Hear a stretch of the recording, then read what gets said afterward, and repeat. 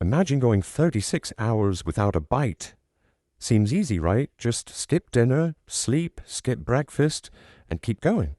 But inside, your organs are low-key panicking. They're sending group texts like, is anyone bringing snacks? What happens next isn't a meltdown, it's a reboot. So what actually happens when you don't eat for 36 hours? Let's find out from the inside. Think of this as a body experiment where every organ has a job to do. The liver is the fuel manager, cool under pressure. The brain runs the control room, bossy but brilliant. The stomach, total drama queen. The pancreas delivers insulin, like a polite mailman who's about to go on vacation. Fat cells, they're sitting on a mountain of energy pretending to be innocent. And the heart, steady as always, just keeping the beat. They don't talk out loud, but trust me, they've got opinions. Because once the food stops, this whole team has to figure out who's in charge. So here's how the chaos starts. The clock's ticking, but your body's still living off that last meal. Right now, everything feels normal, because it is. You've got fresh fuel in the tank, and your organs are happily coasting. Glucose from your food is flowing through your blood like rush hour traffic. Busy, fast, slightly chaotic, but organized. Insulin shows up waving that sugar into your muscles and liver for storage. Your liver's topping up its glycogen tanks, basically your body's short-term battery pack. The pancreas is running on autopilot, sending out insulin packages like it's Prime Day. And your fat cells, they're lounging on the couch, scrolling social media, pretending to be out of office. Everything's fed, fueled, and functioning. Even your brain's happy. It's getting a constant drip of sugar, its favorite snack. This is the fed state, your body's version of cruise control. But the countdown's already started, because once that food pipeline shuts off, insulin slowly backs away. Blood sugar drifts down, and deep inside your organs look around and realize, wait, who's paying the energy bill now? The calm ends. The liver sighs, rolls up its sleeves, and says, guess it's my turn. And that's where the real fasting story begins. A few hours in, and things start to shift. Your last meal's long gone, blood sugar's dropping, and insulin, the bartender of your bloodstream, is wiping down the counter and calling it a night. With the main fuel service closed, your organs start to look around like, who's handling energy now? That's when the liver steps up, the responsible one that always ends up doing overtime. It unlocks its secret stash of glycogen, basically your emergency sugar savings account, and starts dripping it into your blood. That stash keeps your brain powered, your muscles moving, and your mood mostly in check. But glycogen doesn't last forever. It's enough for maybe half a day. Less if you're busy, more if you're chilling. As the tank empties, your liver's like a phone on 10% battery, dimming the screen to save juice. Your stomach didn't get the memo, still making digestive juices, wondering why no one showed up for dinner. And that's when your stomach starts growling for real. You're not in danger, your body's just bored and confused. It's used to a full buffet, and suddenly the kitchen's closed. Hormones like ghrelin spike, poking your brain like, hey, maybe eat something. But while your stomach's protesting, your liver's quietly prepping for a major system update. The easy fuel's almost gone, and the backup generators are warming up. Around the 10-hour mark, your liver's tired, glucose is low, and your body's looking around like, so who's bringing snacks now? This is when the big switch begins.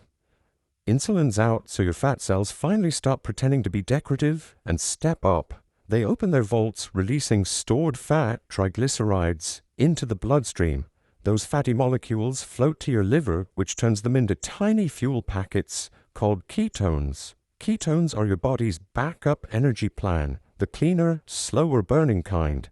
It's like switching from gasoline to solar power, not as flashy, but a lot more efficient. Your brain, usually a sugar addict, takes a sip and goes, wait, this actually works. It starts running partly on ketones. Smoother energy, fewer mood crashes. You might feel weirdly clear or surprisingly focused. The stomach's still auditioning for a soap opera, growling for attention, but the rest of your organs have moved on. Heart rate settles, blood sugar stabilizes. You've crossed from fed mode to fat burn mode. It doesn't feel like fireworks, more like a quiet gear shift, but under the surface, your whole system just changed engines.